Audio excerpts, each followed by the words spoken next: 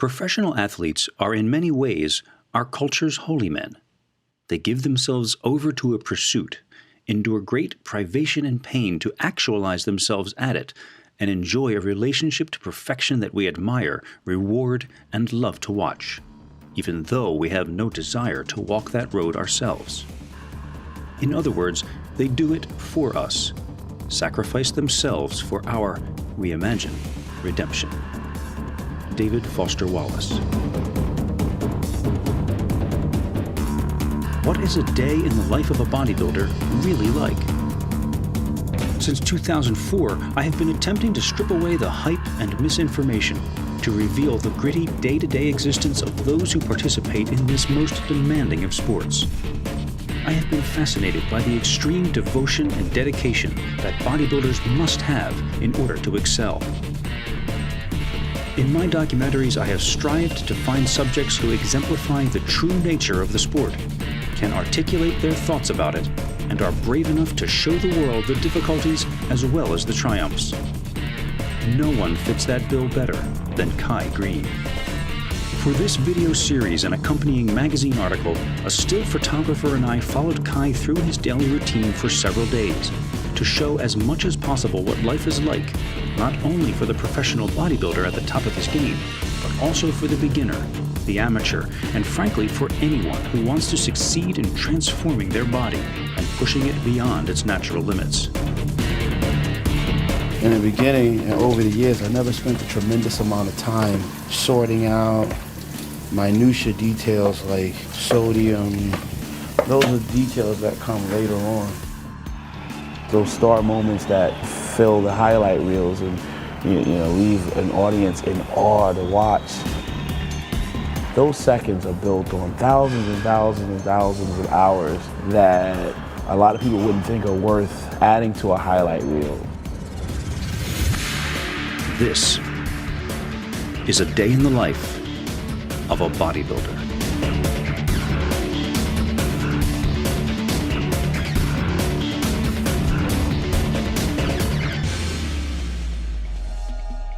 Hey, what's your day like? It's not very interesting when you consider he's on a piece of cardio equipment for 2 hours a day. He spends another hour or two cooking. He packs his food, another 2 hours in commute to and from the gym. Well, damn, if you train twice a day or three, how does that start to look?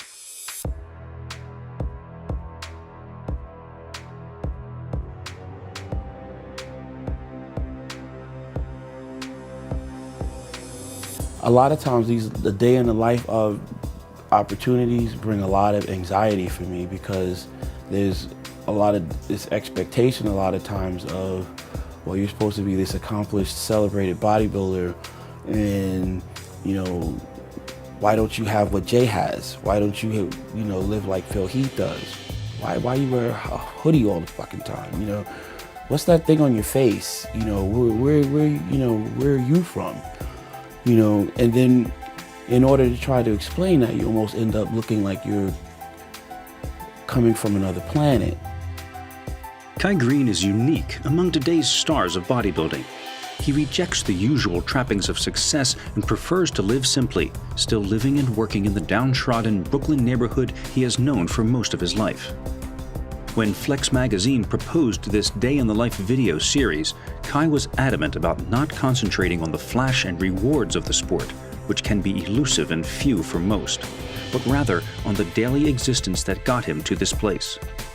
If the world only got a chance to see you on stage receiving top honors before they get a chance to see this, or you sleeping on someone's couch, just scraping pennies together so you could afford to train 6 hours a day, some bouncing gig or some stripping hustle or something like that, it becomes very difficult to really understand the moment of triumph when it comes. In these videos, you won't be seeing any fancy sports cars or marbling chrome kitchens. No personal deep tissue masseuse or highly paid nutritionist. Instead, you will see what has been a day in the life for Greene for 20 years, and to a certain extent still is. And it all starts here, in a rundown dollar store on Flatbush Avenue. a critical tool getting ahead in this game of preparation is Tupperware. It is critical to get up in the morning early or go to bed a little bit later at night and cook your food and pack it. A lot of bodybuilders go off track right here. So what I'm going to do today is show you this is how it's done. So you get yourself some Tupperware. Doesn't have to be really flashy.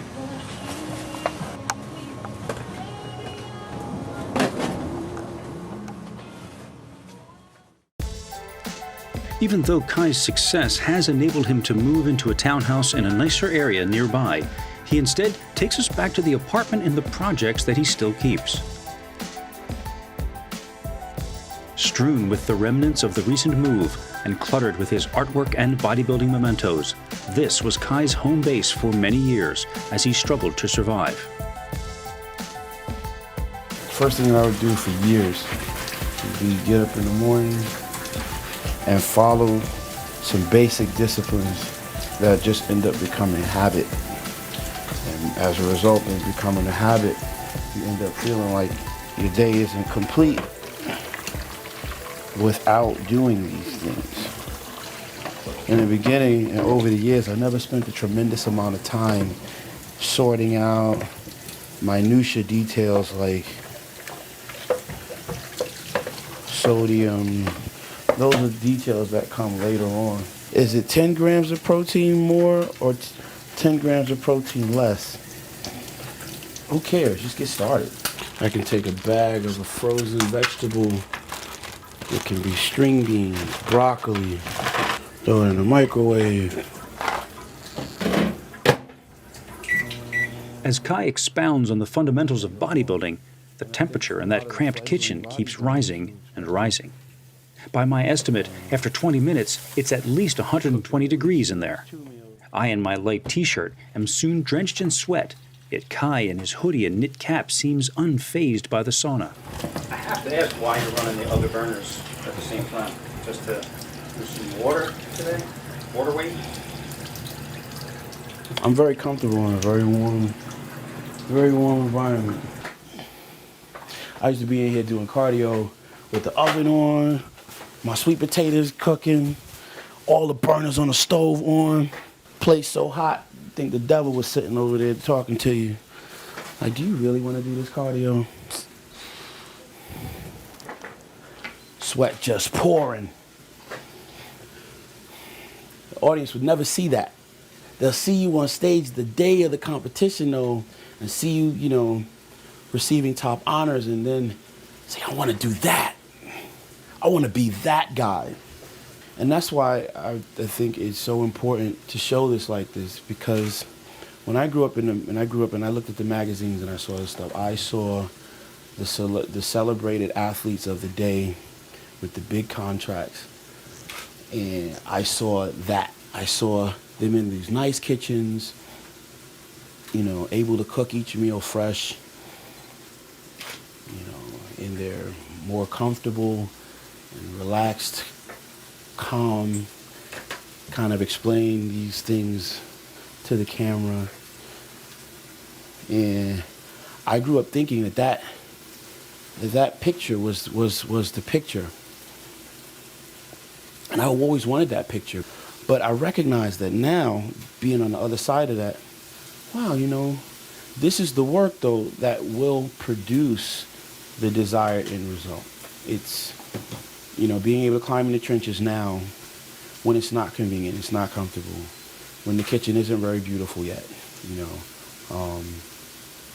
but recognizing that it's very, very important to get these meals and have them with you.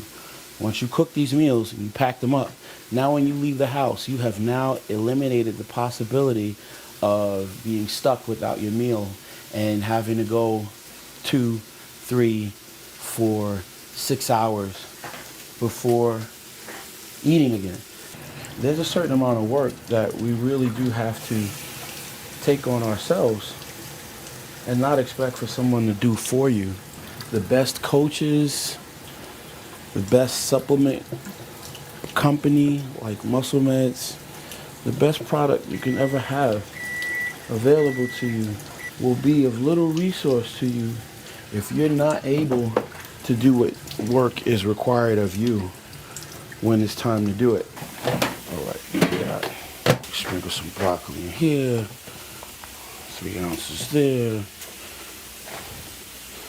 Only takes about 2 or 3 minutes in the microwave. Your cold vegetables, you know, they can be string beans, they can be asparagus, broccoli. I can put another 4 ounces of chicken breast in here. With this, I can add a half of sweet potato. Sweet potato I can have in either in the oven now, baking, or I can have in my microwave for 9 minutes. I can put 4 sweet potato in the microwave. Give them 9 minutes, depending on how big they are, but we don't have to get lost in minutia. Real life, in the trenches bodybuilding means that you have to be inventive. You have to be a problem solver. You have to be able to troubleshoot, because at the end of the day, it's your responsibility to stay on target with your goal. Your goals, your dreams are important to you. Your mother may love you, but she doesn't care whether or not your arms are 24 inches. She's still going to love you. Well, maybe most moms, but, But your dream of having your arms over 20 inches is your dream. So it's up to you to cultivate that, to protect it, to nurture it. So it's your responsibility to come up with ways to find out how you can eat every 2.5 hours without incident. All the beginners, all the real, fledgling amateurs that have grand expectations of where they'd like to go in the sport, man, you gotta develop your tools. You gotta develop the use and awareness of your instrument. You gotta develop these skills.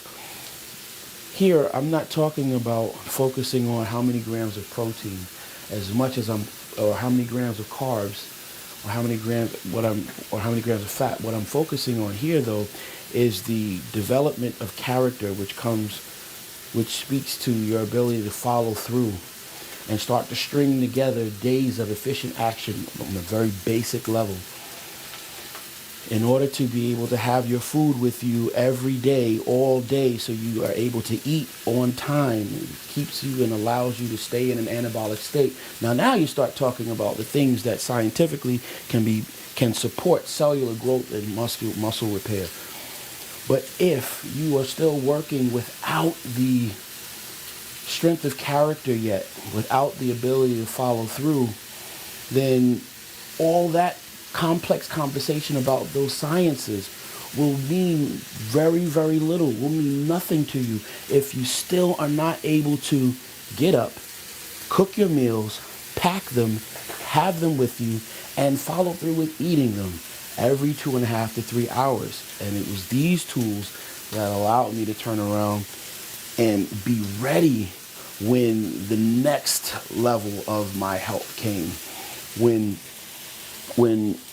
the next mentorship that would come along and say, hey, look, wow, you've got some real talent. I want to invest in you. I want to put some time in helping you cultivate your stuff. They didn't come because you were just walking around aimlessly looking for someone to help you.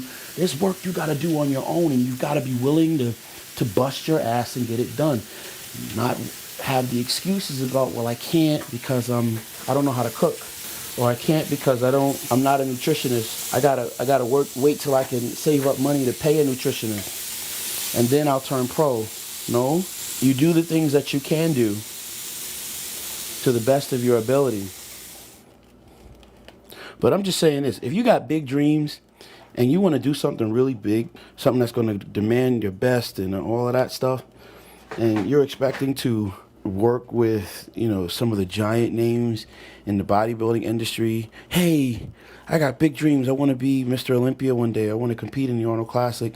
You know what? I'll start and I'll just go get one of them big names like George Farah or Hanny Rombot or Chad Nichols. I'll get Dave Palumbo, one of those guys to help me. They'll do my diet, and life will be great after that.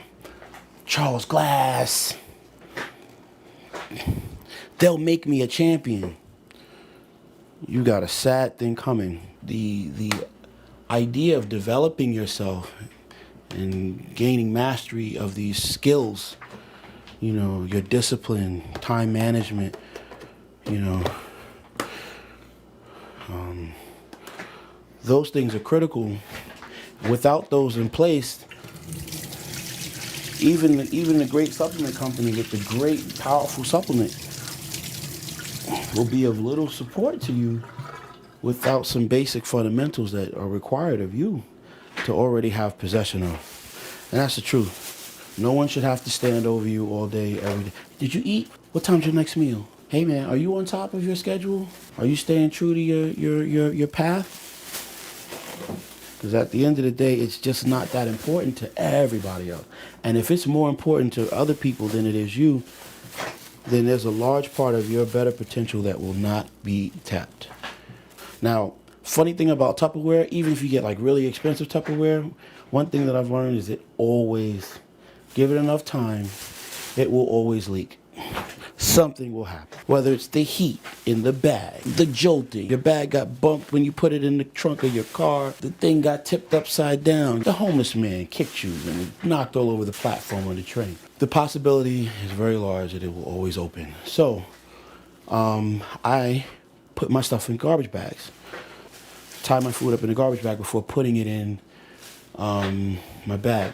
One, it'll help you be able to save a lot of the food bags you have. I don't know if you've never done this before. What happens is with a food bag, food spills in them, sometimes condensation on the inside of the bag.